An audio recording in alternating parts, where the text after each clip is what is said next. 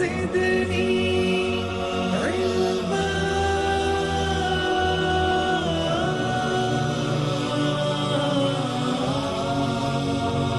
رب زدني علما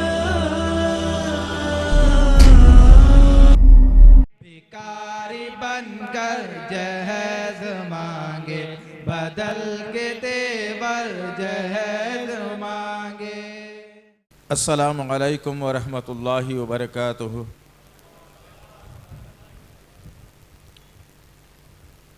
इन्नल हम्दुलिल्लाह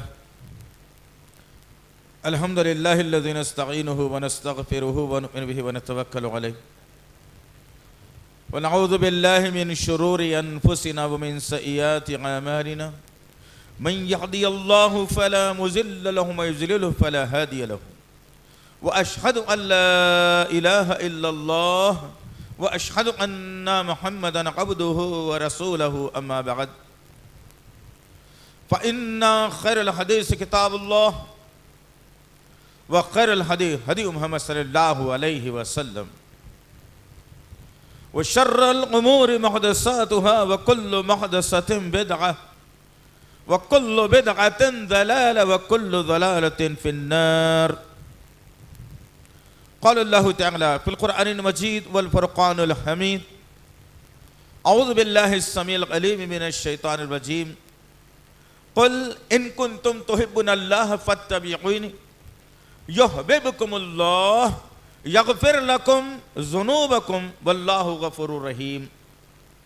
रब्बी इश्रह ली सदरी व यस्सिर ली अमरी वहलुल उक़दतम मिन लिसानी यफ़क़हू क़ौली रब्बि ज़िदनी इल्मा आमीन रब्बल आलमीन। तमाम तारीफ़ें बुज़ुर्ग बड़ाई किब्रियाई उस रब्ब गालिब मौला के लिए जो तमाम जहानों का पालनहार मुदब्बिर मुश्किल कुशा हाजत रवा, जिसकी ज़ात में कोई शिकवा नहीं, जिसकी दानिश में कोई शिकायत नहीं, बर ख़ता से लारैब है। दर्द व सलाम महबत वही किताब हिकमत के मालिक साहिब ताज और मेराज और बुर्राक सल्लल्लाहु अलैहि वसल्लम पर सलाम उस पर के जिसके संग पारों ने गवाही दी, सलाम उस पर के जिसके चांद तारों ने गवाही दी, दरूद उस पर के जिसकी जिंदगी रहमत ही रहमत, दरूद उस पर के जिसका तस्करा आईने इबादत। अल्लाहुम्मा सल्लि अला मुहम्मद व अला आलि मुहम्मद कमा सल्लैता अला इब्राहीम व अला आलि इब्राहीम इन्नका हमीदुम मजीद।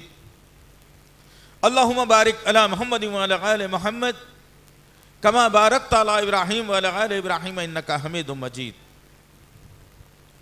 कि मोहम्मद से वफा तूने तो हम तेरे हैं, कि मोहम्मद से वफा तूने तो हम तेरे हैं, ये जहां चीज है क्या लौह कलम तेरे हैं। बुजुर्गों और अजीज नौजवान साथियों और पस से पर्दा सुनने वाली इस उम्मत की गयूर खवातीन, अल्लाह का बेपनाह फजल करम एहसान है कि अल्लाह ताला ने मुसलमान घराने में पैदा फरमाया। अल्लाह का एहसान करम फजल है कि अल्लाह ताला ने रब की रुबूबियत, रसूल की रिसालत और फिक्र आखिरत के लिए एक किताब कलामुल्लाह हमें इनायत फरमाई। अल्लाह रब्बुल इज्जत का बेपनाह शुक्र और एहसान है कि अल्लाह ताला ने बेमांगे के मोहम्मद सल्लल्लाहु ताला अलैहि वसल्लम जैसा नबी और रसूल इनायत फरमाया। ऐज़ान मोहतरम और इस उम्मत की गयूर खवातीन, जिस तरह आप तमाम इस बात से बखूबी वाकिफ़ हैं, सोशल मीडिया के ज़रिए से, प्रिंट मीडिया के ज़रिए से ऐलान करवाया गया और बात बताई गई कि आज जो उन्वान हम आपके सामने लेकर आए हैं वो बड़ा ही कर्बनाक उन्वान है, जिसको उम्मत मोहम्मदिया बड़े मीठे अंदाज में लेकर कौम को तबाही के दहाने में ढकल रही है। आज शदीद ज़रूरत है हमारी कि हम इस उन्वान को परखें, इस उन्वान पर गौर व खौस करें, माशरे और हालात का जायजा लें।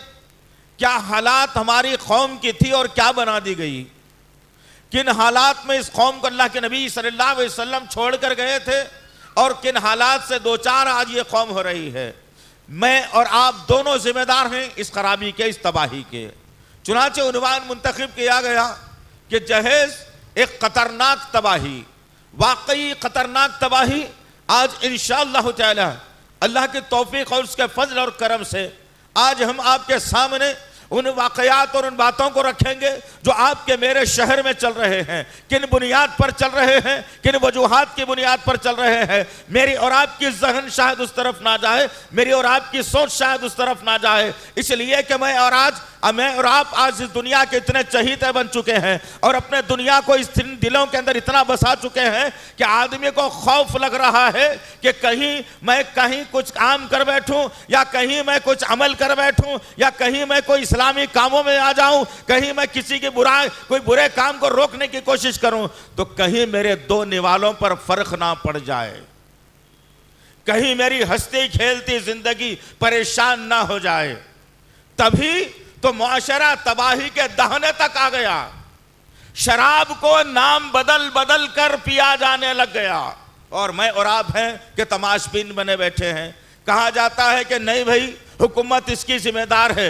नऊज़ुबिल्लाह मिन ज़ालिक, याज़ुबिल्लाह। याद रखना अज़ीज़ान मोहतरम, ऐसी हुकूमतें कई आएंगी और चले जाएंगी। इस्लाम की फितरत 1400 बरस पहले जो थी, क़यामत की सुबह तक वही फितरत पर कायम है इस्लाम। उसकी फितरत कभी बदलने वाली नहीं है, याद रखना इस बात को।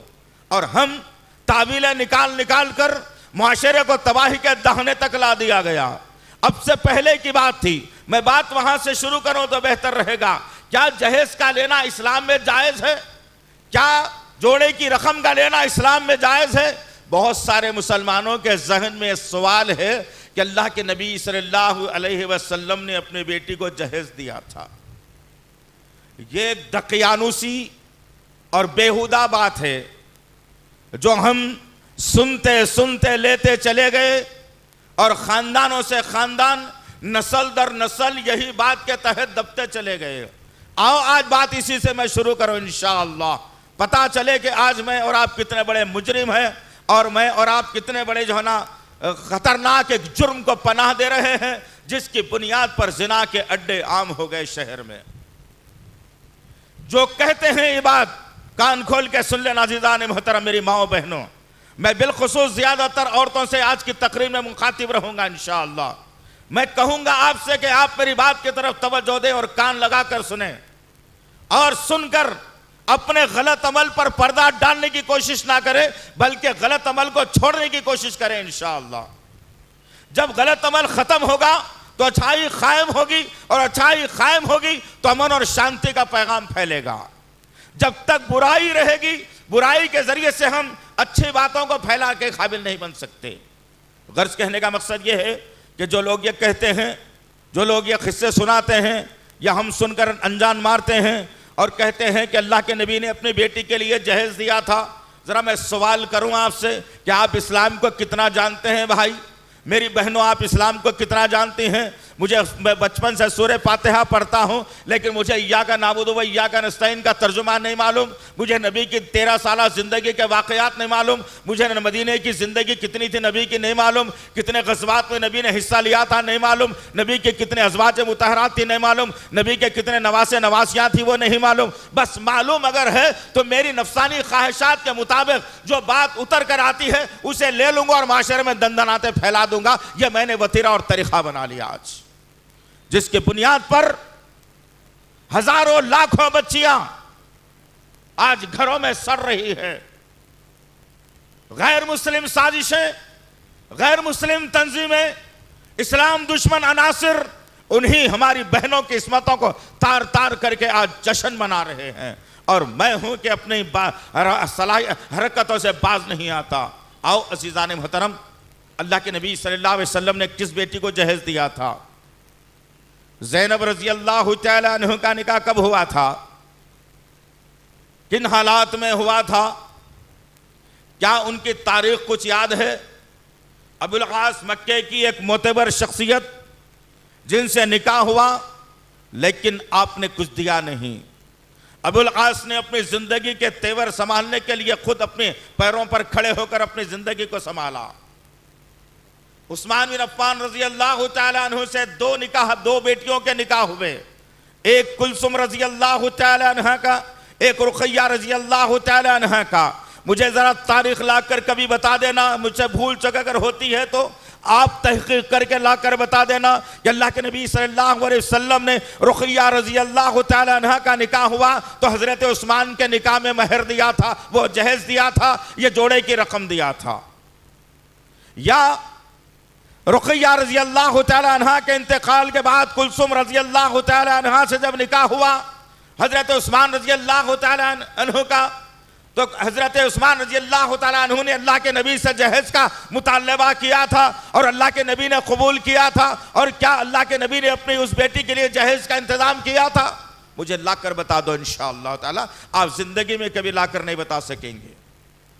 सारा वक्त आपकी उम्र का गुजार दीजिए इस तहकीक के अंदर, लेकिन आप एक जुमला लाकर नहीं बता सकते कि हाँ। अब आओ, जिस बेटी का तस्करा करते हैं लोग कि फातिमा रजी अल्लाह तआला अन्हा को अल्लाह के नबी सल्लल्लाहु अलैहि वसल्लम ने जहेज दिया था और हजरत अली ने मांगा था, नऊज़ बिल्लाह मिन ज़ालिक याज़ बिल्लाह। ये जो रिवायत है, ये जो बात है, किसी सुन्नी की नहीं हो सकती अजीज़ान मोहतरम। ये राफ़ज़ियों का प्रोपेगेंडा है, ये राफ़ज़ियों की देन है, जिन्होंने मुस्लिम माशरे को तबाह करने के लिए एक नया शोशा मुसलमानों के दरमियान में छोड़ दिया और मुसलमानों के दरमियान में फैला दिया कि फातिमा रजी अल्लाह तआला अन्हा को अल्लाह के नबी सल्लल्लाहु अलैहि वसल्लम ने जहेज दिया था। आओ उस वाक़े को एक मोतेबर किताब के हवाले से मैं रखूं इंशाअल्लाह। सही बुखारी पढ़ना किताबुन निकाह के अंदर, वाक़या आपको खुलकर सामने आ जाएगा। और जो अल्फाज आपने अब तक अपनी जबान से निकाले हों वो अल्फाज आपको वापस लेने पर मजबूर होना पड़ेगा।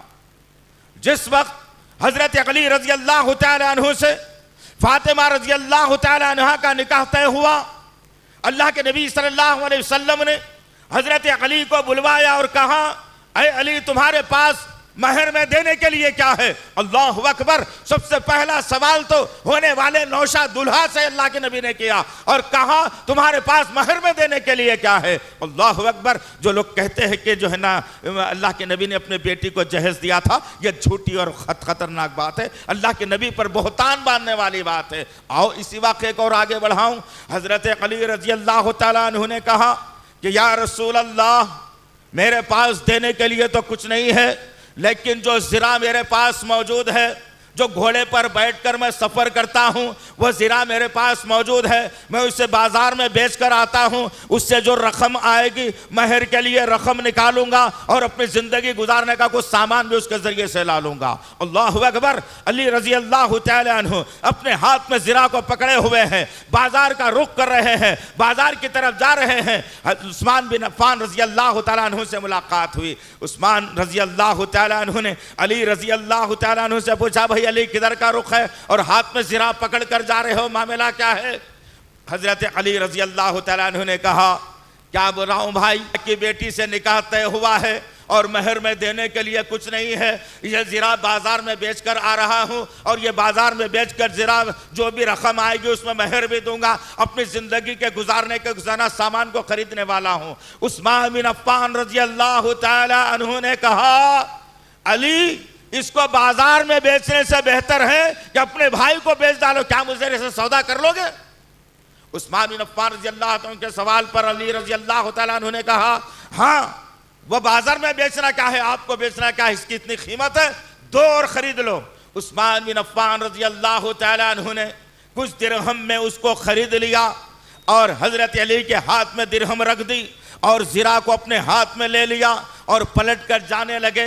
2-4 कदम आगे बढ़ते हैं, हजरत अली को आवाज दी, कहा भाई अली जरा रुक जाओ। अली रजी अल्लाह तआला ना रुके और उस्मान बिन अफ़्फ़ान रजी अल्लाह तआला अन्हु आगे बढ़े और कहा क्या एक भाई अपने भाई को तोहफा दे सकता है या नहीं? अली रजी अल्लाह तआला अन्हु ने कहा बेशक तोहफा दे सकता है अली ऐ उस्मान। तो अली उस्मान रजी अल्लाह तआला ने कहा भाई अली ये ज़रा मैं तुम्हें तोहफे में देना चाहता हूं, इसे कबूल कर लिया जाए।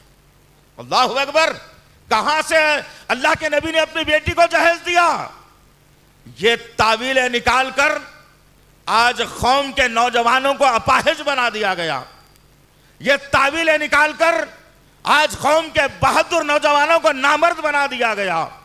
आज ये तावीलें निकाल कर हमारे कौम के जियाले नौजवानों को जोरू का गुलाम बना दिया गया। महर लेने के साथ ही मर्दानगी खत्म हो जाती है उसके पास। वो बीवी के हुक्म पर चलना शुरू कर देता है। अलमारी जोर से खोली, पट जरा हिल गया, आवाज जोर से आई। बीवी ने पीछे से आवाज दे करके कहा जरा आहिस्ता खोलो, हमारी अम्मा ने दी है। गाड़ी पर जाने लगे, स्पीड ब्रेकर पे से गाड़ी उचक गई, पीछे बीवी बैठी रही। बीवी को धक्का लग गया, कमर में कोनी मार के कहती है कि आहिस्ता चलाओ, बाबा दिए सो है। ये हालात सुनते सुनते मर्द आदमी जनाना बन जाता है और आज सारी की सारी कौम को हम लोग जनखा बना दिया, जैसा नज़्म में है हमने अभी अभी सुन करके आए। बचना है अजीज़ान मोहतरम, बचाना है अजीज़ान मोहतरम। यह खतरनाक फितने को खत्म करने का अज़्म लेना है अजीज़ान मोहतरम। सुनकर अगर चले जाएंगे तो ऐसे 1000 तकरीर भी कोई काम नहीं आने वाली है। एजिटेशन करना पड़ेगा, मुखालिफत में जमा होना पड़ेगा, नारेबाजी करना पड़ेगा, इलाके इलाके मोहल्ले मोहल्ले फिरना पड़ेगा, खानदानों खानदानों सोसाइटियों तक बात को पहुंचाना पड़ेगा। तब कहीं जाकर दूसरा जनरेशन जो हमारा आएगा वह बगैर जहेज के शादी के लिए काबिल हो जाएगा इंशाअल्लाह ताला। जरूरत है अज़ीज़ान मोहतरम। अब जिस खुतबे के लिए मैंने जिस आयत का इंतखाब किया है, मैं अभी बैठे बैठे सोच रहा था कि खुतबे मसनूना के बाद जो आयतें खुतबे निकाह में पढ़ी जाती हैं उन्हीं आयतों का इंतखाब करूं और उन्हीं आयतों को आपके सामने रखूं। लेकिन अल्लाह ने मेरे दिल को खोला, जहन को खोला और मैं सोचने लगा कि नहीं, इस कौम को नबी की मोहब्बत से सरशार कर दिया जाए, इस कौम को नबी की मोहब्बत में गर्क कर दिया जाए, इस कौम के दिलों के अंदर नबी की मोहब्बत पायबस बिठा दी जाए ताकि यह कौम हमेशा नबी की मोहब्बत से सरशार होकर बुराई के खात्मे के लिए लड़ने वाली बन जाए इंशाअल्लाह ताला। उम्मीद करता हूं कि आज की इस नशिस्त में हम जरूर जज्बा लेकर के उठेंगे इंशाअल्लाह। सूरह आल इमरान सूरह नंबर 3 आयत नंबर 31 के अंदर अल्लाह रब्बुल इज्जत ने एक जबरदस्त बात कही। उसी आयत को मैंने आज खुतबा मसनूना के बाद आपके सामने रखने की जुर्रत किया हूं। इस आयत में अल्लाह रब्बुल इज्जत कह रहा है कुल इन कुंतुम तुहिब्बुनल्लाह। अल्लाहु अकबर। अल्लाह के क्या प्यारे अल्फाज, जचे तुले न पे अल्फाज जो मुझे और आपको, मेरी और आपकी ईमानी हरारत को बढ़ा देते हैं, मेरे हौसलों को बुलंद कर देते हैं। अल्लाह का ताला फरमा रहा है कुल, कह दीजिए नबी करीम सल्लल्लाहु अलैहि वसल्लम, फरमा दीजिए नबी करीम सल्लल्लाहु अलैहि वसल्लम, इंसानियत के सामने मेरा पैगाम पहुंचा दीजिए नबी करीम सल्लल्लाहु अलैहि वसल्लम। पैगाम क्या है? इन कुंतुम तुहिब्बुनल्लाह, क्या तुम लोग सारे के सारे ये चाहते हो कि अल्लाह तुमसे मोहब्बत करे? अगर मैं सवाल करूं आपसे, भाई यहां बैठने वाले सारे अहबाब बताओ क्या अल्लाह तुमसे मोहब्बत करे या नहीं करे, तो तमाम के तमाम मर्दों खवातीन ये हाथ उठाकर आवाजें बुलंद करके कहेंगे कि हाँ अल्लाह हमसे जरूर मोहब्बत करे, क्यों ना करे, हम भी अल्लाह से मोहब्बत करें और अल्लाह हमसे मोहब्बत कर ले। अल्लाह यही फरमा रहा है कुल इन कुंतुम तुहिब्बुनल्लाह, कह दीजिए नबी करीम सल्लल्लाहु अलैहि वसल्लम, इन लोगों से पूछ लीजिए नबी करीम सल्लल्लाहु अलैहि वसल्लम, क्या तुम चाहते हो कि अल्लाह तुमसे मोहब्बत करे? तो लोग कहेंगे कि हाँ। तो लोगों के ऊपर एक सवालिया निशान रखिए, फत्तबिऊनी युहब्बुकुमुल्लाह। तो तुम्हारे लिए लाजिम और मलजूम है कि तीसरे चौथे पांचवें की बात नहीं बल्कि अल्लाह और उसके रसूल की बात पर इत्तेफा कर लिया जाए। इत्तेबा, इत्तेबा के क्या माने आते हैं? ऐसा सुन लिया, ऐसा अमल में लग गया। ऐसा नहीं है कि शादी खाने में सुन लिया, अब घर में जाके बीवी से, माँ से मशवरा करके, बहनों से, खानदान से मशवरा करके सोचूंगा कि जहेज लूंगा या नहीं लूंगा। ये नहीं, बल्कि फत्तबिऊनी में आता है, अब सुन लिया, अभी अहद कर लिया कि हाँ मेरी शादी नहीं हुई अभी, अब मैं जहेज लेने नहीं लूंगा, मैं बगैर जहेज के शादी करने के काबिल बन जाऊंगा इंशाअल्लाह। जिसके माने हैं फत्तबिऊनी, अल्लाह के नबी की इत्तिबा। उसके बाद अल्लाह कह रहा है जब तुम अल्लाह के नबी की इत्तिबा का अहद कर लो, अल्लाह के नबी की इताअत को मजबूती से पकड़ लो, अल्लाह के नबी की इत्तिबा में जिंदगी गुजारने का तरीका इख्तियार कर लो, युहिब्बुकुमुल्लाह, फिर अल्लाह तुमसे मोहब्बत करने वाला बन जाएगा। अब अल्लाह मोहब्बत करेगा तो होगा क्या भाई? 2 प्लाट के 4 प्लाट हो जाएंगे, या 2 बिल्डिंगों के 4 बिल्डिंगें हो जाएंगी, या पैसे में बरकत हो जाएगी, या बच्चा अमेरिका जाकर डॉलर भेजेगा। नहीं, ये सब कुछ नहीं होने वाला है। होगा क्या? यगफिर लकुम, तुम्हारी मगफिरत हो जाएगी, ज़ुनूबकुम, तुम्हारे गुनाह माफ कर दिए जाएंगे, वल्लाहु गफूरुर रहीम, और अल्लाह बेहतर मगफिरत करने वाला है। अल्लाह मोहब्बत करता है तो ये होता है। आज हम तो कुछ और ही मोहब्बत का जाविया बनाकर बैठे हैं। इसीलिए मैंने इस आयत को लिया कि आज नबी का दम भरने वाली ये कौम, या रसूल अल्लाह का नारा बुलंद करने वाली ये कौम, 12 रबीउल अव्वल को राश डालकर रोडों पर घूमने वाली ये कौम, पता नहीं कैसे कैसे ढंग हमने नबी को चाहने के निकाल लिए। जहां चाहना था नबी को, वहां नबी की इताअत को हमने दूर कर दिया, इत्तिबा को दूर कर दिया। सबसे पहले अगर चाहना था तो जहेज के मामले में चाहना चाहिए था, क्योंकि तुम्हारी असली जिंदगी की शुरुआत तो शादी के बाद होती है। हर इंसान की असली जिंदगी की शुरुआत उसकी शादी से होती है। आज मैंने और आपने नबी की जिंदगी का मजाक बना दिया, नबी की सुन्नतों का मजाक बना दिया, नबी के बातों का मजाक बना दिया, अल्लाह की भेजी हुई वही का मजाक बना दिया, जिसकी बुनियाद पर अल्लाह हमसे मोहब्बत करना छोड़ दिया। अब जब अल्लाह हमसे मोहब्बत करना छोड़ दिया तो कोई मुसलमान कातिल बन गया, कोई मुसलमान लैंड ग्राबर बन गया, कोई मुसलमान चोर बन गया, कोई मुसलमान शराबी बन गया, कोई मुसलमान बेनमाजी बन गया। जब अल्लाह मोहब्बत करना छोड़ देता है तो इंसानियत के भटकने के 100% चांसेस है, और ये हो रहा है मेरे और आपके साथ। आज जरूरत है कि अल्लाह के नबी की इत्तिबा में और आप करने लग जाएं, और देखें कि अल्लाह के नबी सल्लल्लाहु ताला अलैहि वसल्लम ने कैसे कैसे तरीक़ों से कौम को उभारा है, किन किन बातों से उभारा है। अल्लाह के नबी सल्लल्लाहु ताला अलैहि वसल्लम ने कहा वो निकाह सबसे मोतबर है, वो निकाह सबसे अच्छा है, वो वलीमा सबसे बेहतर है जिसमें कम खर्च हो, कम खर्च। अल्लाहु अकबर। आज मैंने और आपने क्या बना लिया? जिसमें ज्यादा पैसे खर्च होते हैं वो मोतेबर, जिसमें 20-25 लाख का खर्चा होता है वो मोतेबर, जिसमें सबसे बड़ा शादी खाना लिया जाए वो मोतेबर, जिसमें नाच गाने वाले लौंडे लौंडियां हों वो मोतेबर, 4-5 किस्म के गाने बाजे हों वो मोतेबर। अल्लाह अकबर। हमने तो नबी की इत्तिबा का मजाक बना दिया। अब जब नबी की इत्तिबा का मजाक बना दिया, वो होने वाला जोड़ा जो मियाँ और बीवी का होना था आशिक और माशिकी में तब्दील हो गया।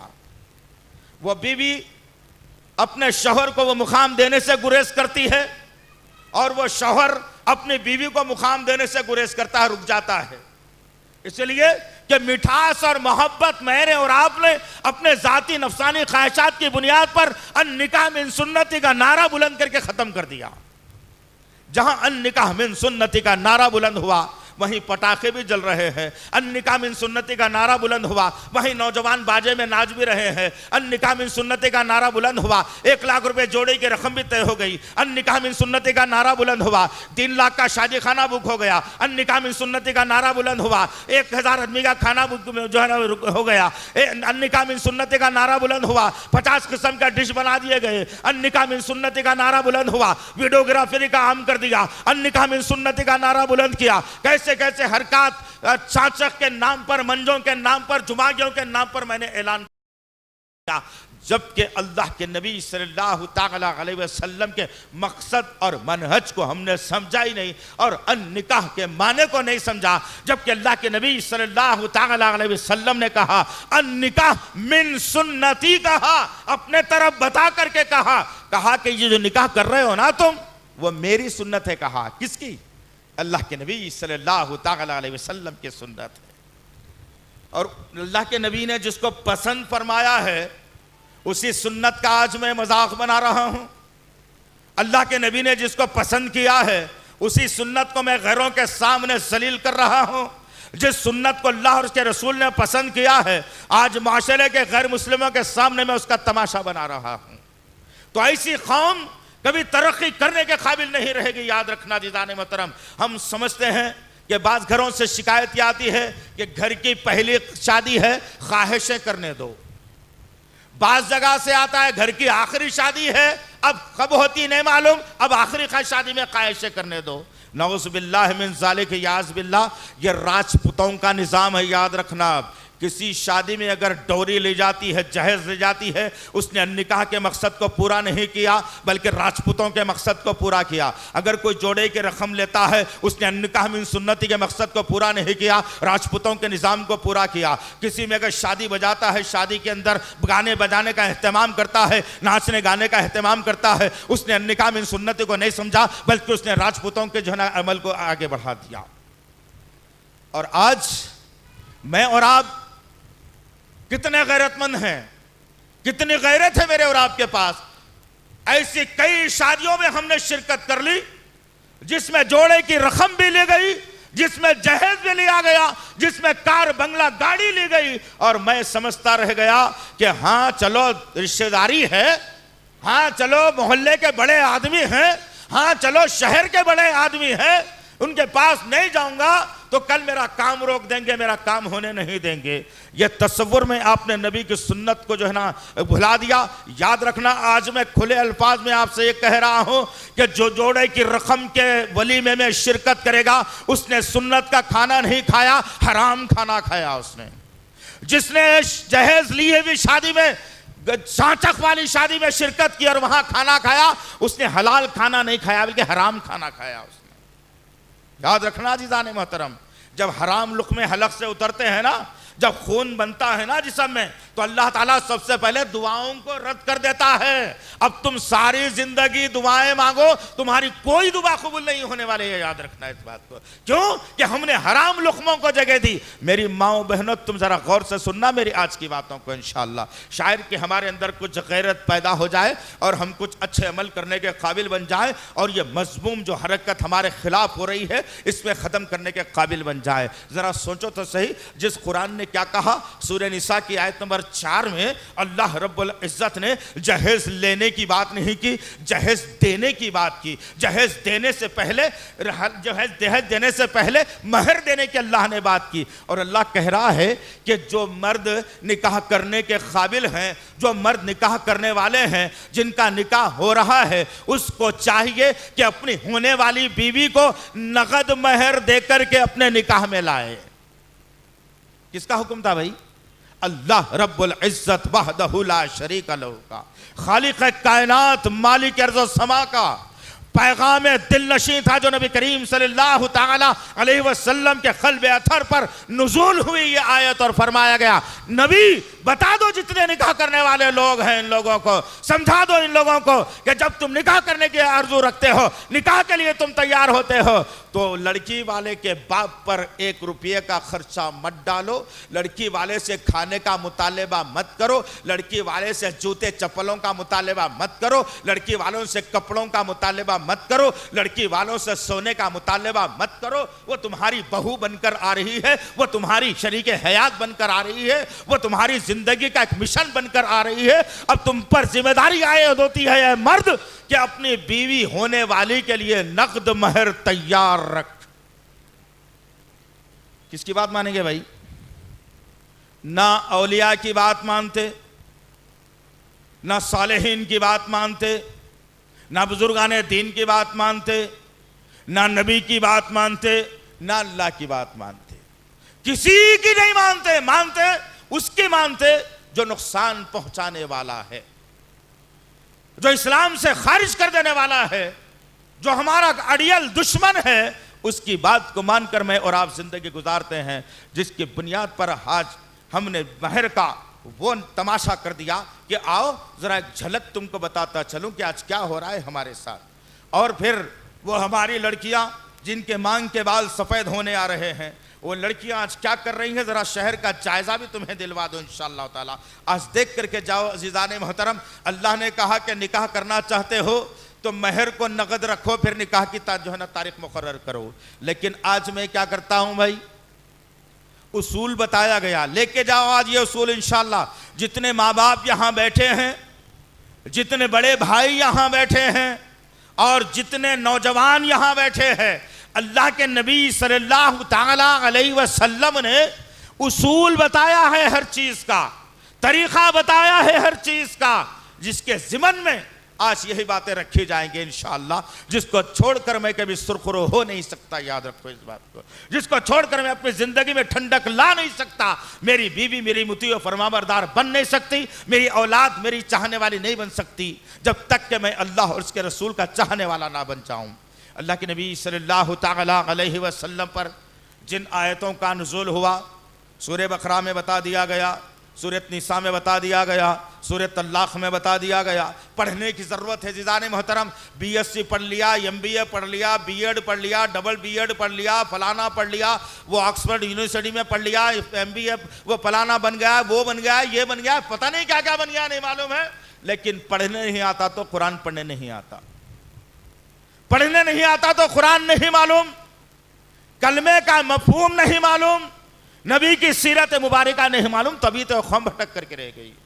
आज शदीद ज़रूरत है मेरी और आपकी। अल्लाह के नबी सल्लल्लाहु ताला अलैहि वसल्लम ने उसूल बताया निकाह करने के। मेरी माओ बहनों, तुम ज़्यादा सुनना मेरी बात को, और इंशाअल्लाह जो नबी की मोहब्बत हमारे सीनों में दबी हुई है, उस मोहब्बत को उजागर करना है, उस मोहब्बत को अमली जामा पहनाना है, उस मोहब्बत को अमली जामा पहनाकर माशरे में उस अमल को दंदनाते हुए जो है ना पेश करना है, जिसके ज़रिए से हमारे घरों में सुकून और अमन, शांति और भलाई का पैगाम पहुँच सके। अल्लाह के नबी सल्लल्लाहु ताला अलैहि वसल्लम निकाह के उसूल फरमाते हैं और बताते हैं और कहते हैं अल्लाह के नबी सल्लल्लाहु अलैहि वसल्लम कि जब कोई लड़का निकाह करना चाहता है, कोई लड़की का जवान हो गई है, निकाह करना चाहती है माँ बाप, तो लड़की को जब देखने की बारी आएगी तो अल्लाह के नबी सल्लल्लाहु अलैहि वसल्लम फरमाते हैं कि लड़के को अपने साथ में ले जाओ और उसकी होने वाली बीवी को एक नजर उसे बता दो। दोनों एक नजर एक दूसरे को देखेंगे। अल्लाह के नबी सल्लल्लाहु अलैहि वसल्लम कहते हैं जब दोनों की निगाहें आपस में मिलती हैं तो अल्लाह ताला आसमान से रहमत का नुज़ूल कर देता है, जो सारी जिंदगी उनके लिए काम आता है। आज क्या मामला है भाई, अल्लाह के नबी की सुन्नत के खिलाफ काम ये होता है, बच्चा इंग्लैंड में है, बच्चा ऑस्ट्रेलिया में है, बच्चा अमेरिका में है, बच्चा दुबई में है, बच्चा सऊदी अरब में है। अब उसके लिए यहां ढूंढने निकल रहे हैं बच्ची। अब देख रही कौन भाई, देख रहे हैं कौन है भाई, खानदान की कोई भी एक चंडाल चौकड़ी रहती है उसको ले जाते, जो ऐसी ऐसी बातें करने में, इधर उधर देखने में माहिर रहती। इस्लाम नहीं मालूम, सही सच्ची अम्मा आयशा से मोहब्बत नहीं मालूम, लेकिन बातें बड़ी चर्ब की करती है, जरा चालाक रहती है। अब सोचते हैं कि हाँ इसे ले जाया जाए तो सही खुलाई खुल करके सामने आ जाएगी। अब ये चंडाल चौकड़ी निकली और लोगों के घरों के पास गई डाका डालने के लिए। इरादा यही रहता है कि बाहर से पहले जायजा लिया जाता है, दरवाजा कैसा है, दीवारें कैसी है, बिल्डिंग कैसी है, घर में कार है या नहीं है। ससुरे साहब पहले क्या करते थे और अब क्या कर रहे हैं, साले कितने बाहर है, तमाम का तमाम जायजा पहले से ही शैतानिया ज़हन के अंदर, पहले से यह फिक्र। अस्तग़फिरुल्लाह रब्बी, नबी की सुन्नत का मजाक बना दिया तुमने। सोच और विचार में तब्दीली लाना बेहद ज़रूरी है। अब जब लड़की को देखने जाएंगे तो लड़की के हथेलियाँ देखेंगे, लड़की के पिंजड़ियाँ देखेंगे, लड़की के तलवे देखेंगे। तलवों के बीच में अगर ज़रा सी सांद है तो बहुत अच्छी बात है, तलवे अगर ज़मीन से लगे हुए रहे तो पुट्टे को चाट लेती, इन्हें नहीं करना। ये कहाँ का उसूल है मेरे भाई, ये कहाँ का उसूल है, ज़रा गौर करो। तुम नबी की सुन्नत का मजाक बना रहे हो, तुम तबाही का दरवाज़ा खोल रहे हो, तुम ये तबाही के दहने पर ला दिया कौम को। आज बनाने की जिम्मेदारी, तख्लीक की जिम्मेदारी किसी और की नहीं थी।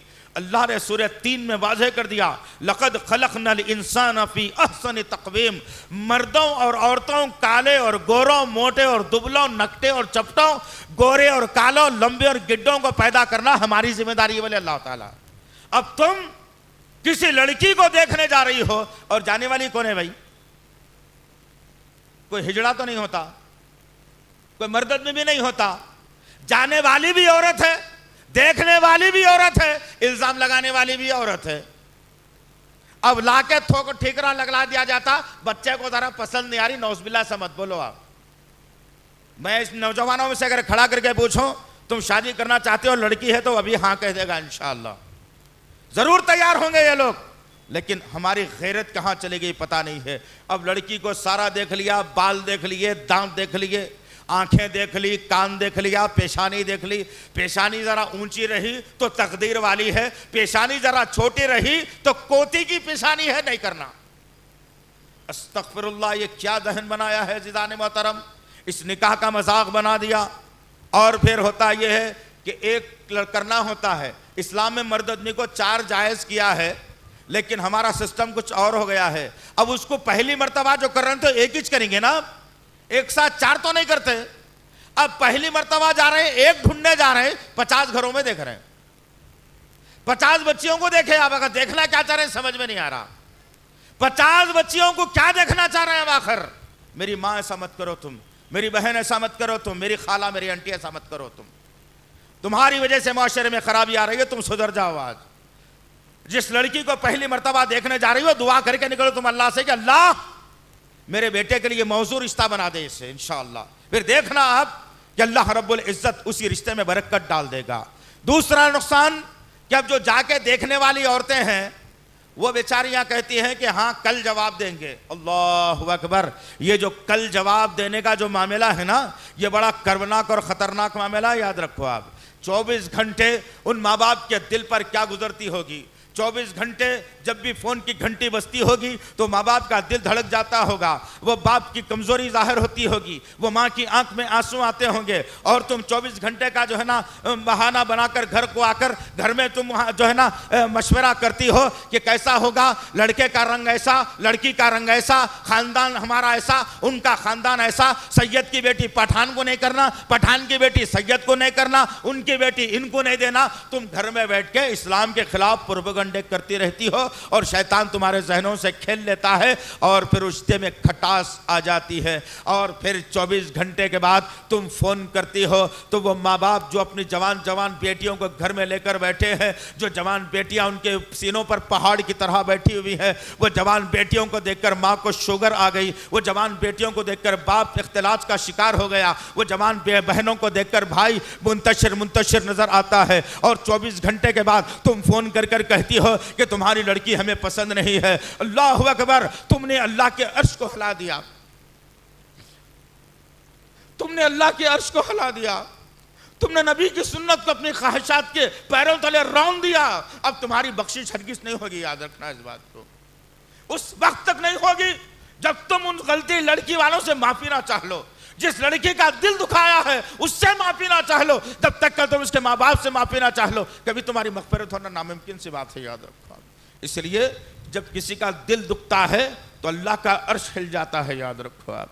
और होता यही है, अब जहां पर यह मामला दरपेश आ गया कि लड़की की नाक का बहाना बनाकर रिश्ता तोड़ दिया, कानों का बहाना बनाकर रिश्ता तोड़ दिया, रंग का बहाना बनाकर रिश्ता तोड़ दिया, खत का बहाना बनाकर रिश्ता तोड़ दिया, बालों का बहाना बनाकर रिश्ता तोड़ दिया, कहीं तालीम को मेयार बनाकर रिश्ता तोड़ दिया। हर जगह हमारा आलम तो यही चलता जा रहा है। और एक जगह जहां कहीं रिश्ता हुआ तो उसकी फोटो लेकर नौशा को अमेरिका भेजा जा रहा है, ऑस्ट्रेलिया, इंग्लैंड भेजा जा रहा है। जरा गौर करो, क्या तस्वीरें सच बोलती हैं? क्या तस्वीरें सच्चाई का पैगाम दे सकती हैं? नहीं दे सकती। अजीजान मोहतरम, तुमको कोई इख्तियार नहीं है कि अपने बेटे की जिंदगी बसाने के लिए तुम खुद अपनी आंखों से जो है ना जो होने वाली बच्ची का मुजाहरा करो, बल्कि अल्लाह के नबी का हुक्म यह बताया गया है कि वो लड़का अपनी आंखों से देखे अपनी होने वाली बीवी को, तभी तो रिश्ता तय होकर के आता है। याद रखो आप, गलतियों पर गलतियां हम कर देते हैं। अब जब तय हो गया रिश्ता, अब तय हो गया, तय होने के साथ ही खुशी का माहौल हुआ। आपने फोन किया बड़ी मोतबरी शान के साथ कि हाँ भाई एहसान कर रहे हैं आपके ऊपर कि आपकी लड़की को पसंद कर रहे हैं। अल्लाहु अकबर, अंदाज तो यही होता है कि आपकी लड़की को पसंद कर रहे हैं, एहसान कर रहे हैं आपके ऊपर हम। अब चलो तैयार हो जाओ, अब जितनी कमाई बाप ने कमाई थी, जितनी कमाई भाइयों ने कमाई थी, जितनी कमाई जमा करके तुम रखे थे, लुटाने के लिए तैयार हो जाओ। और फिर रिश्ता तैयार होता है, कबूलियत का पैगाम आता है, घर में खुशी का माहौल चलता है, और फिर कोई ना कोई एक दलाल इस कौम का एक चिट्ठी लेकर उस लड़की के घर पर पहुंच जाता है। और चिट्ठी में होता क्या है, कोई खुशी की बात नहीं होती, कोई ऐसी बात नहीं होती जिससे लड़की के दिल जो ना फूलो ना समाए, जिसके ज़रिए से माँ बाप की बीमारियां दूर हो जाए, बल्कि जैसे ही चिट्ठी वह खुलती है, चिट्ठी के ऊपर सबसे पहले लिखा होता है कि कुरान मजीद, अल्लाह अकबर। दूसरा जुमला होता है जाए नमाज। अब ये दो चीजों को छोड़कर तीसरे नंबर पर होता है 5 लाख जोड़े की रकम। अरे मांगना ही है भाई, चौरस्ते बहुत सारे खाली हैं, आओ मैदान में, अच्छी ड्रेसिंग पहन के भी मांग सकते हैं आप। ये मांगना कौन सा जरूरी है?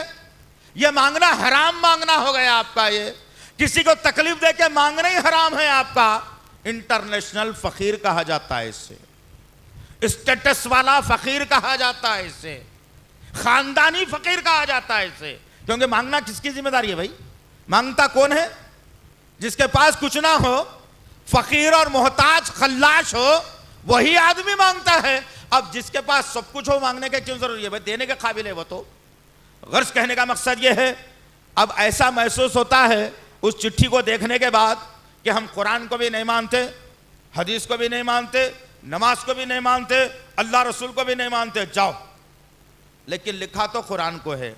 पता ये चलता है कि बेचारा अपनी जिंदगी में पैसों से खरीद के इतने कुराना खरीद लिया, और इतने कुराना पढ़ के औराख उसके फट गए, अब ससुराल की आई तो पढ़ने वाला है नहीं। या तो ऐसा महसूस होता कि जानिमाज ससुराल वाले दिए तो नमाज शुरू करूंगा मैं, बगैर ससुराल वालों की जानिमाज की नमाज तो मैं नहीं पढ़ूंगा भाई। अब होता क्या है, अब जानिमाज भी ले लिया, कुरान मजीद भी ले लिया, अब बचा क्या नीचे? 5 लाख जोड़े की रकम। अल्लाह अकबर। यहीं से तबाही का दहना शुरू होता है, याद रखना। यही वह तबाही का सबसे बड़ा जरिया है कि जिसके जरिए से मैं और आज तबाह होकर के कौम का तमाशा बना दिया आज। लिहाजा अजीज़ान मोहतरम, कुरान के खिलाफ काम करने वाली कौम कभी तरक्की नहीं कर सकती, नबी की हदीस के खिलाफ काम करने वाली कौम कभी तरक्की नहीं कर सकती। आज मुझे और आपको शदीद ज़रूरत है कि अपने घरों में तर्जुमे से कुरान को पढ़ा जाए, नबी की सीरत मुबारका का मुताला किया जाए, नबी की सीरत को खोल कर लोगों के सामने रखा जाए, बेजा मरवजा रसूमात का खातिमा किया जाए। और होता यही है, मैं हमारे पास, खुद मेरे पास की मैं बात बताऊँ आपको, कि वो निकाह, वो रिश्ते जो आज खतरे के बादल मंडला रहे हैं, वो मियाँ बीवी में मोहब्बत कम होती नजर आ रही है। क्यों अजीज़ान मोहतरम? इसलिए कि आपने फोटो तो भेज दी लड़की की जो बनाओ सिंगार करके थी। पहले मर्दों के हज्जाम खाने थे, अब औरतों के भी हज्जाम खाने आ गए। अजीब फलसफा है इस कौम का। नबी के खिलाफ काम करके कौम जरे से भी शर्मिंदगी महसूस नहीं करती। फखर से कहा जा रहा है कि हमारी बेटी ब्यूटी पार्लर जा रही है। अस्तगफिरुल्लाह रब्बी, वह ब्यूटी पार्लर नहीं है, वह तबाही का दहना है। याद रखना इस बात को। अभी मेरे पास एक पैगाम आया जो 6 महीने या 8 महीने की दुल्हन है, शादी हुई, और शादी के वक्त में तो दुल्हन बड़ी चमकदार थी, रंग भी बड़ा गोरा था, बच्चे को फोटो भी भेज दी गई, बच्चा जो ना तय भी कर लिया, वहां से छुट्टी लेकर आ भी गया, शादी भी बड़े धूमधाम से हो गई, लेना देना भी सब खत्म हो गया। बीवी अपने शौहर के साथ है, शौहर 2 महीने के बाद अपने मुल्क रवाना हो गया। ये सास और ननंदों के साथ में जिंदगी गुजार रही है। लेकिन 6 महीने के बाद अचानक देखने में आ रहा है कि वो लड़की का चेहरा काला पड़ रहा है, हाथों के ऊपर से सफेदी खत्म हो रही है और कालापन उसे आ रहा है। लोग देख करके परेशान हुए और कहने लगे माजरा क्या है, तुम्हारा रंग ऐसा खराब क्यों हो रहा है? कोई सोचो फिक्र तो नहीं है। लेकिन पता ये चला कोई मसाज पार्लर या कोई ब्यूटी पार्लर में जाकर के डुप्लीकेट सफेद रंग चढ़ा दिया गया और ये कहकर चढ़ा दिया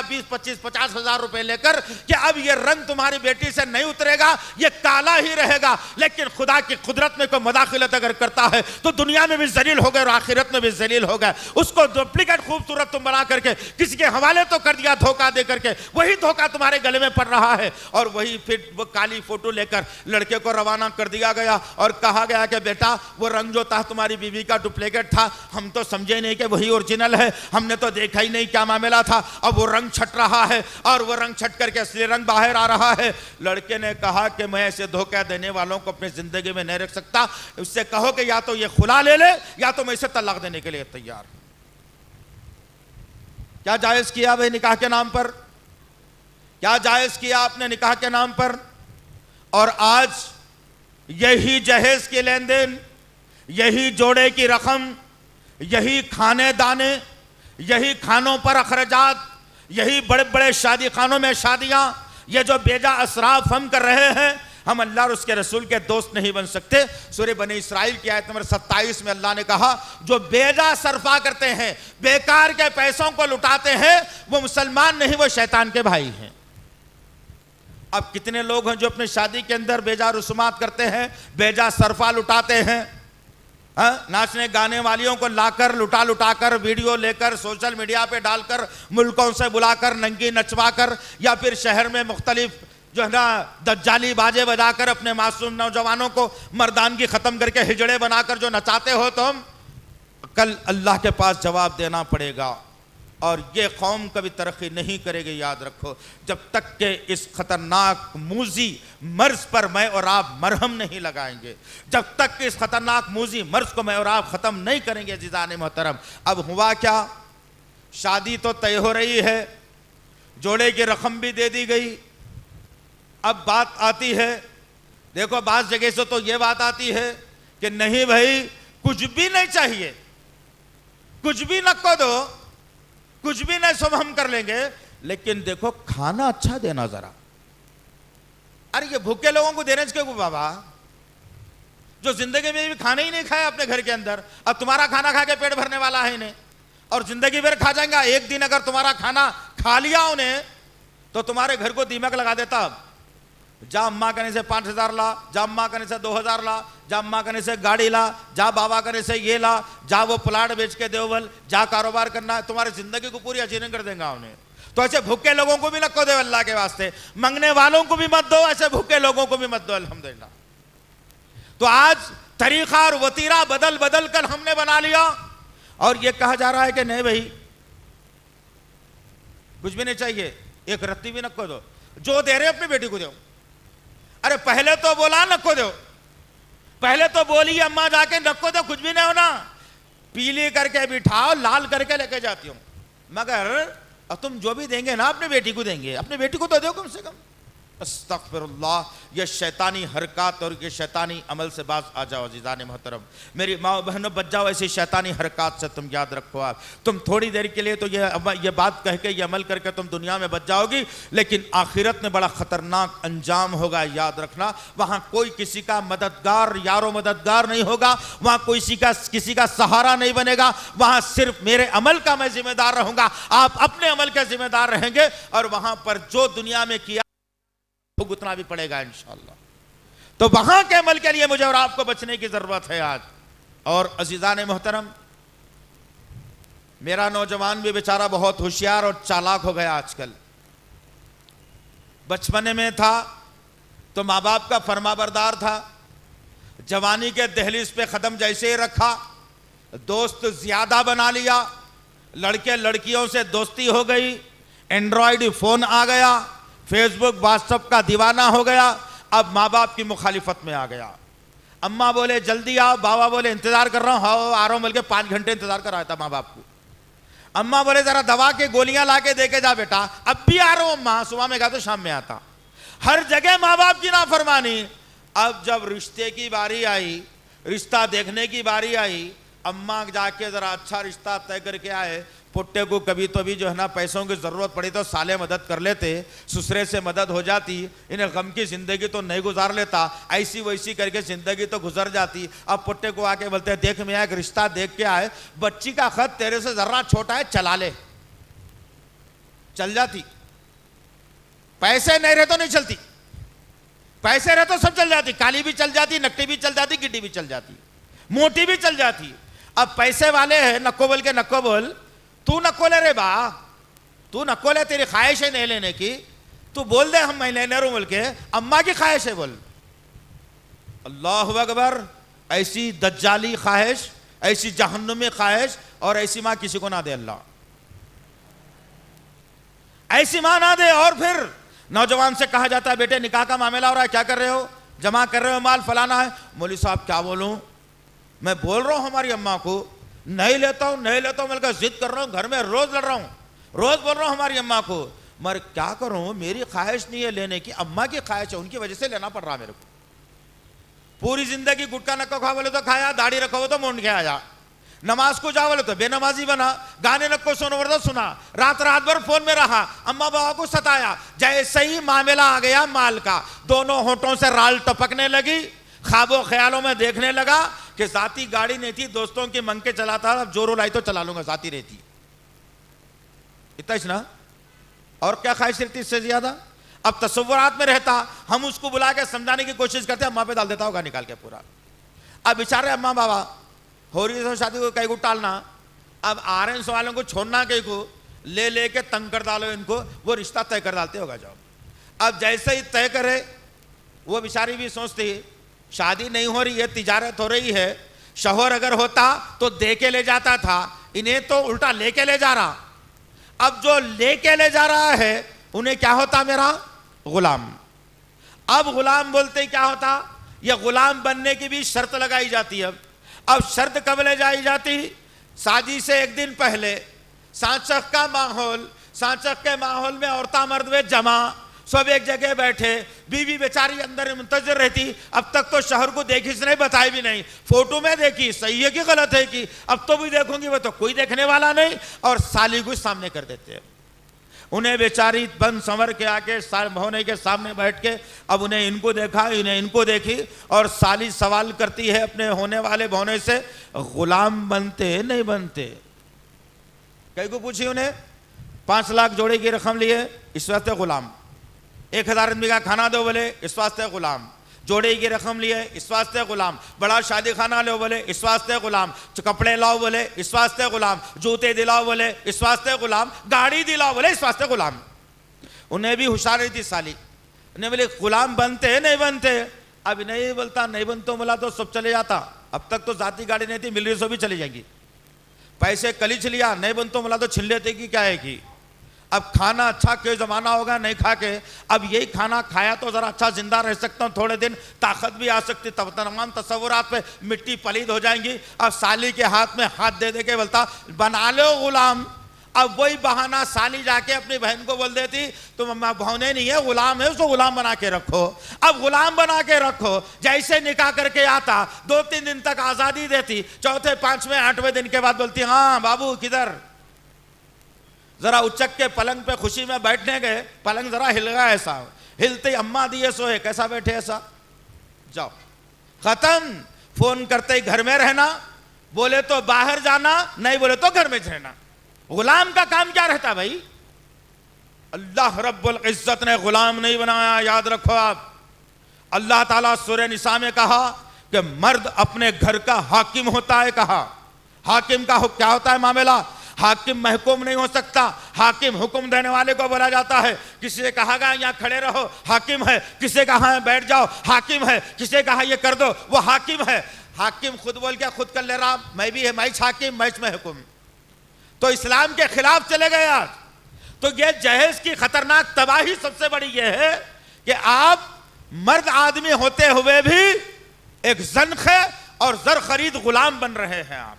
सबसे बड़ी तबाही ये है आज के माशरे की, सबसे बड़ी तबाही है ये कि जहेज के जरिए से मुसलमान तबाह हो रहा है। किधर माशरा जा रहा है जिजाने मोहतरम, शायद आपको इसका इल्म हो या ना हो, मैं चाहता हूं कि कुछ मिनटों और मेरे पास बाकी हैं, तो मैं चाहता हूं कि अब इन बातों को थोड़ा सा रुख मोड़ते हुए आपको शहर का थोड़ा सा जायजा दिला दिया जाए, शहर के थोड़े हालात बता दिए जाए। बहुत सारी जगहों पर हमको जाना होता है, आप भी जाते होंगे, आप पिकनिक पार्क के लिए जाते हैं, आप वहां खाना बनाकर खाने के लिए जाते हैं। ये कहते हैं कि 8 दिन से नौकरी करते करते थक गया, 8वां दिन वीकेंड का मिला है, छुट्टी में जाकर के जरा हंसले बोलने के आ जाऊंगा। आप तो अपनी जिंदगी का मकसद ये बना लिया।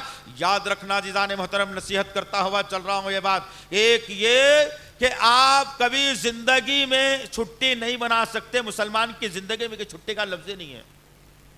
आपको छुट्टी सिर्फ अगर मिलती है तो मौत के बाद, उससे पहले आपको छुट्टी नहीं मिल सकती।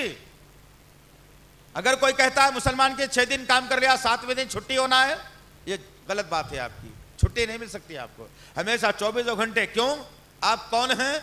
अब्दुल्ला। अब्दुल्ला के माने क्या होते हैं? अल्लाह का नौकर नहीं होता, अल्लाह का गुलाम होता है।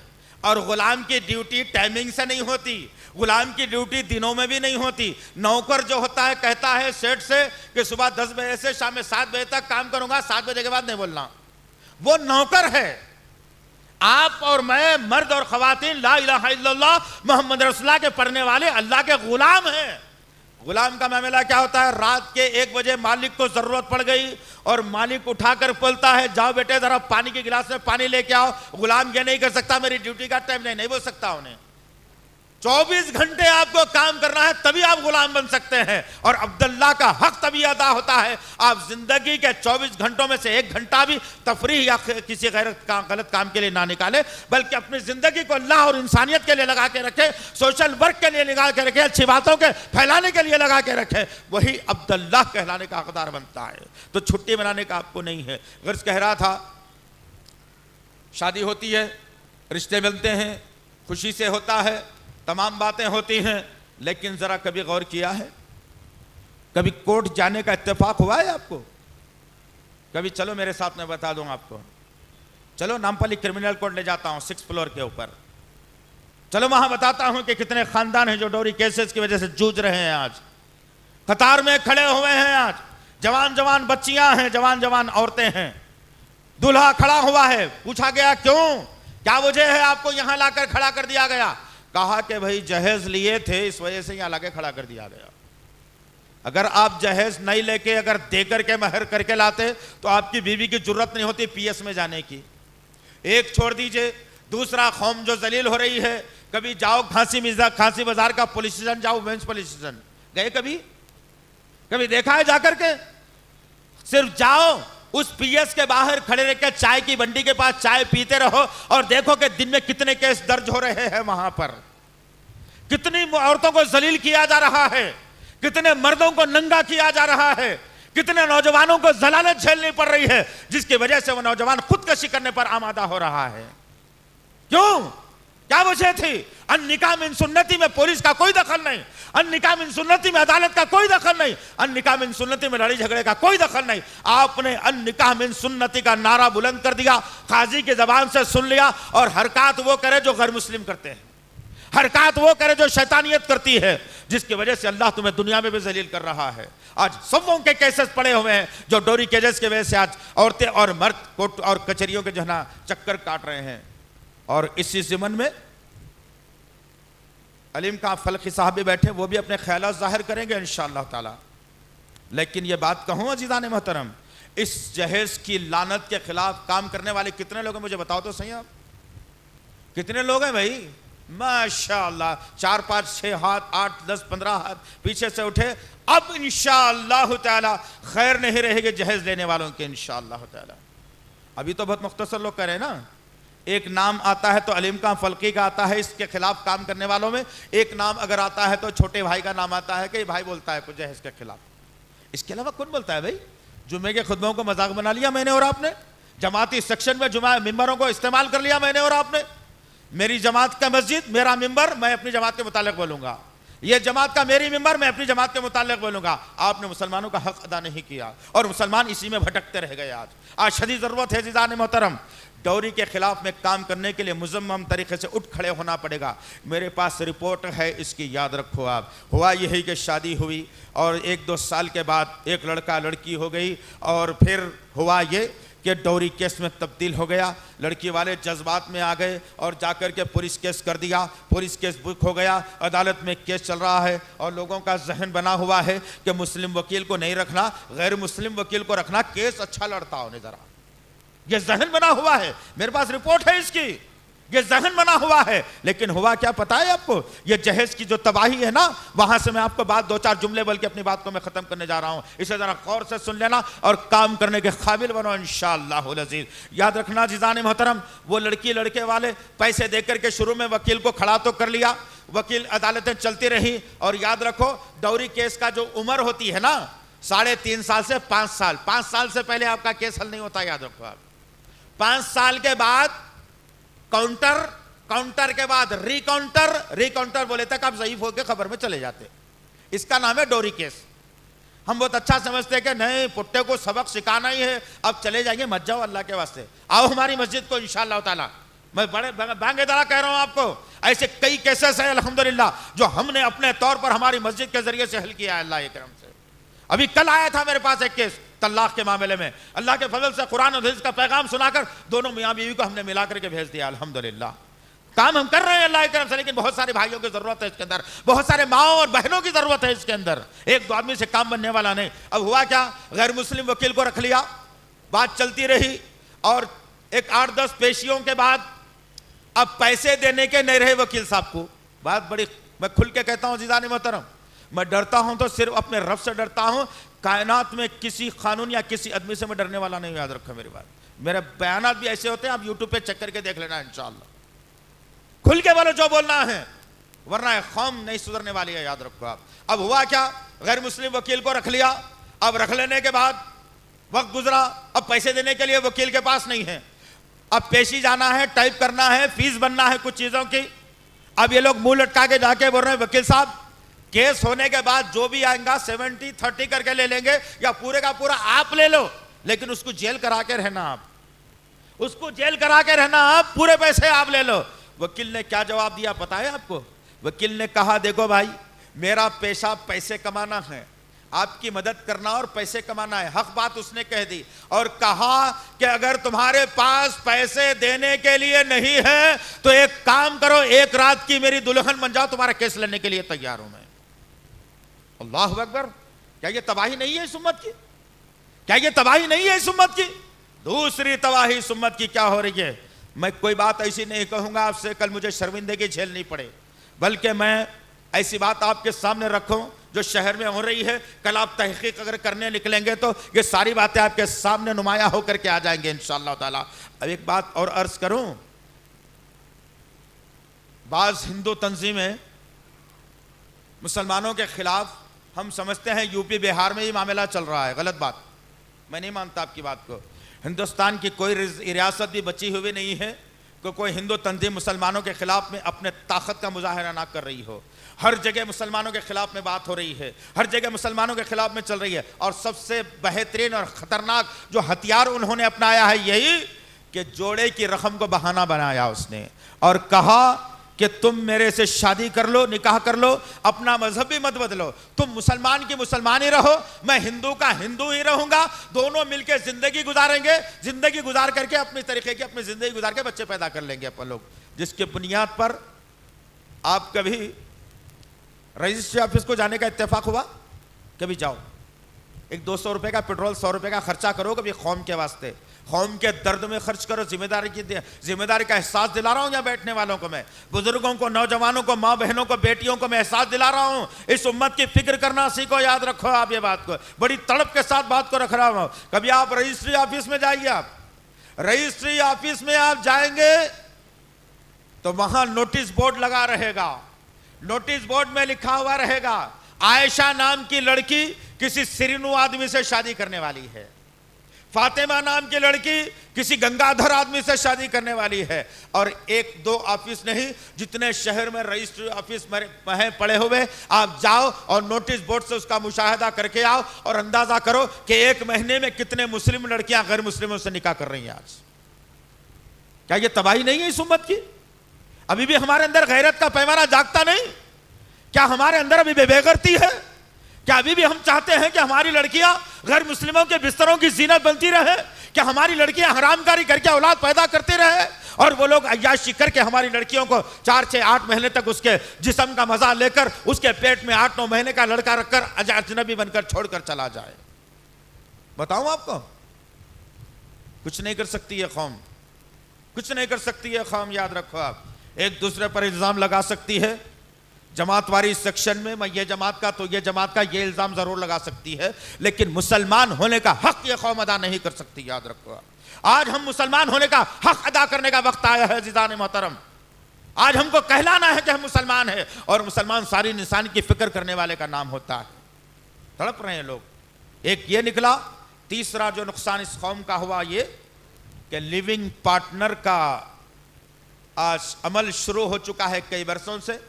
हमने कई लोगों के सामने, कई सोसाइटी और बरादरी, कई सियासतदानों के सामने इस खतरनाक शे के बारे में रखा और कहा कि भाई थोड़ा हमारे पीठ पर हाथ रख दो, इसलिए कि अल्लाह का हाथ तो हमारे साथ है अल्हम्दुलिल्लाह।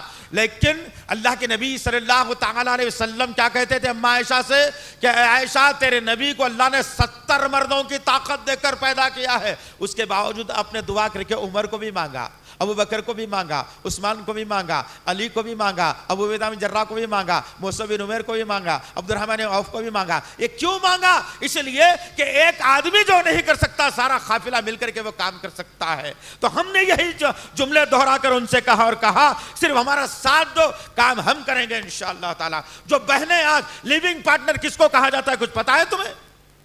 लिविंग पार्टनर क्या होता है कुछ जानते हो तुम? कुछ काम नहीं कर सकती है कौम। याद रखो, आप सुबह होती है, शाम होती है, उम्र यूं ही तमाम होती है। ये मेरी और आपकी जिंदगी का वतीरा बना लिया। बच्चों को तालीम दिलाने का बहाना, जोरों को अच्छी रखने का बहाना, माँ बाप की खिदमत का बहाना, स्कूल को छोड़ना, स्कूल को लाने का बहाना, तिजारत का बहाना, कारोबार का बहाना, नौकरी का बहाना, पैसे कमाने का बहाना, घर बहाने बनाने का बहाना। अरे अल्लाह ने तुम्हारे मुकद्दर में जो देने का वादा किया है तुम उसी के ऊपर मेहनत कर रहे हो, और अल्लाह जिस चीज के लिए तुम्हें आखिरी उम्मत, खैर उम्मत बनाकर भेजा है, वो अमल से आज तुम दूर दूर नजर आते हो। लिविंग पार्टनर उसको कहा जाता है जो अक्सर आज कॉल सेंटर में काम करने वाले नौजवान लड़के और लड़कियां कर रही हैं। ज्यादातर लिविंग पार्टनर उसको कहा जाता है कि जवान लड़की किसी भी मजहब की हो, अगर हिंदू लड़की है तो मुसलमान, मुसलमान लड़की है तो हिंदू, दो मिलते हैं और आपस में मुआहदा करते हैं कि 1 साल 2 साल के लिए तुम मेरा दुल्हा, मैं तुम्हारी दुल्हन, इसमें किसी का दखल नहीं। 2 साल तक हम एक साथ रहेंगे, चाहे तो बच्चे पैदा कर लो या बच्चों को रोकने का इंतजाम कर लो। 2 साल जैसे ही खत्म हुए, अगर 2 साल में तुम्हारी मेरी मर्जी जिंदगी अच्छी चली तो इसको कंटिन्यू करके आगे ले जाएंगे। अगर 2 साल के अंदर तुम्हारी मेरी जिंदगी नहीं जमी, ख्यालात मेरे तुम्हारे नहीं जमे, तुम्हारे मेरे दरमियान में इख्तलाफात हुए, तो 2 साल के बाद हमारा तुम्हारा एग्रीमेंट खत्म, मैं किसी और को ढूंढ लूंगा, तुम किसी और को ढूंढ लेना। क्या ये तबाही नहीं है इस कौम की? इस इंसानियत की तबाही नहीं है? क्यों हुआ ये? बहुत सारी लड़कियों से जब हमारी मुलाकात हुई जो गैर मुस्लिमों के बिस्तरों की जीनत बन रही है, वो लड़का किसी हिंदू तंजीम से काम करने वाला है और लड़की के सामने जुमले कहता है कि जिस वक्त तुम्हारी हुकूमत चल रही थी ना, तो तुम्हारे राजाओं ने, तुम्हारे नवाबों ने, तुम्हारे हुक्मरानों ने हमारी औरतों के साथ ऐसे ही किया था, और आज हमको मौका मिला है, अब तुम्हारी हुकूमत तो नहीं रही, अब हमारी चल रही है और हम तुम्हारे जिस्मों के साथ ऐसे ही खेलवाड़ करेंगे। और बहुत सारी लड़कियों ने यही कहा कि मौलवी साहब बहुत देर कर दी आने में, अब जैसे भी हमारी ज़िंदगी गुजर रही है गुजारने ले दो हमें, अब हमारी ज़िंदगी को डिस्टर्ब ना करो। हमने पूछा माजरा क्या है, बताओ माँ, मेरी बहन, मेरी बेटी, बताओ तो सही क्या माजरा है।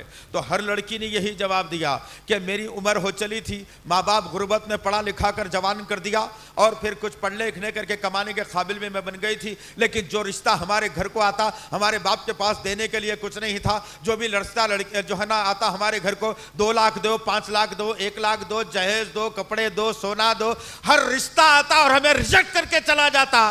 जिसकी वजह से एक लड़की ने रोते हुए बयान किया और कहा कि जो रिश्ता आता मेरा बाप गम से निढाल हो जाता, और 4, 5, 8, 10 लोग मुझे आकर के देख कर चले गए, और जाकर के एक रिश्तेदारों ने मुझे पसंद भी कर लिया, और पसंद जब मुझे कर लिया और कल जवाब देने का वादा भी कर लिया, बाप के चेहरे पर मेरे मुस्कुराहट थी, लेकिन दूसरे दिन जब उस जालिम लोगों की तरफ से फोन आया और फोन आते मेरे बाप के हाथ से फोन गिरा और हार्ट अटैक आया और मेरा बाप हमेशा के लिए जमीन में धंस गया।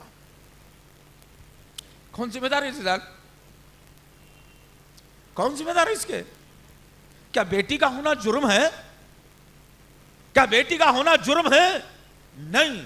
अजीजान मोहतरम, मैं आज लड़के वालों से भी इल्तिमास कर रहा हूं, अपील कर रहा हूं कि वो भी अपने दिल को बड़ा करें और लड़की वाले भी अपने दिल को बड़ा करें। अगर तुम्हारी लड़की बीएससी पढ़ी हुई है, इंटर पढ़ा हुआ कोई लड़के का रिश्ता आता है तो उसे कर दिया जाए।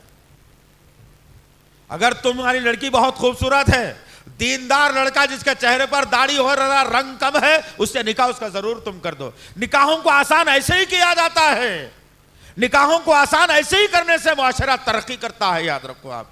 और ये जिनाओं के अड्डे इंशाअल्लाह बंद हो जाएंगे जब मैं और आप खुद दिल खोलकर फराग दिली का मुजाहरा करेंगे और नबी की सुन्नत को अपने माथे पर चिपका लेंगे और अपने अमल से, अपनी मुस्कुराहट से, अपनी मोहब्बत से लोगों के दरमियान में नबी की सुन्नत की खुशबू फैला देंगे तो इंशाअल्लाहुल अज़ीज़ फिर देखना कोई लड़की खुदकशी नहीं करेगी, किसी माँ बाप को मरना नहीं पड़ेगा, कोई लड़की किसी गैर मुस्लिम से शादी नहीं करेगी। अभी अभी की बात थी ना, कल ही की तो एक बात थी, सिकंदराबाद के एक शादी खाने में शादी हुई। पता है आपको ये बात? पता है किसी को? 2, 4, 5 लोगों को मालूम है, बाकी की उम्मत सो रही है। यार ये सोना बंद कर दो मेरे भाई, ये सोना बंद करो। मुझे बड़ा अफसोस होता है कि आपको नहीं मालूम आपके शहर में क्या हो रहा है। मैंने वो मेरे पास मैसेज आने से 1 घंटा पहले हमारे साथियों से गुफ्तगू किया कि शहर में ये मामला चल रहा है। जब हम लोग मस्जिद से उठ के बाहर निकल रहे थे, मेरे पास मैसेज आया कि जीनत नाम की एक लड़की किसी गैर मुस्लिम से निकाह करके वलीमा कर रही है, शादी खाना लेकर के सिकंदराबाद में। कौन जिम्मेदार है मुझे बताओ आप? कौन जिम्मेदार है भाई? मैं अकेला जिम्मेदार हूं इसका?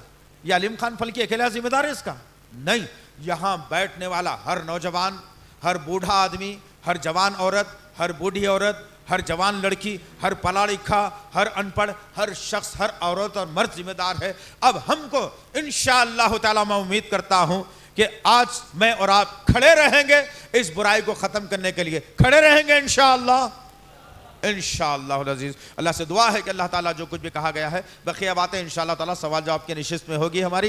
मैं अल्लाह से दुआ करता हूं कि अल्लाह ताला जो कुछ भी कहा गया है, 1 घंटे का वक्त मैंने लिया था आपसे, 1 घंटे में मैंने आपके सामने तमाम बातों को रखने की जुर्रत और कोशिश की। बहुत सारी बातें और छुट्टी हुई है, फिर कभी अल्लाह ने मौका दे तो और भी बुनियादी बातें हैं जिसको हम आपके सामने रखने की जुर्रत और कोशिश करेंगे। अल्लाह ताला से दुआ है कि अल्लाह ताला हम तमाम लोगों को सच्चाई पर चलने वाला बनाए, बुराई का खात्मा करने वाला बनाए, अच्छाई को फैलाने वाला बनाए, नबी से मोहब्बत करने वाला बनाए, अल्लाह से डरने वाला बनाए, कुरान पढ़ने वाला बनाए, माँ बाप की खिदमत करने वाला बनाए, इंसानियत की फिक्र करने वाला बनाए। सुभान रब्बिका रब्बिल इज्जति अम्मा यसिफून वस्सलामुन अलल मुरसलीन वल्हम्दुलिल्लाहि रब्बिल आलमीन। अस्सलामु अलैकुम व रहमतुल्लाहि व बरकातुहू।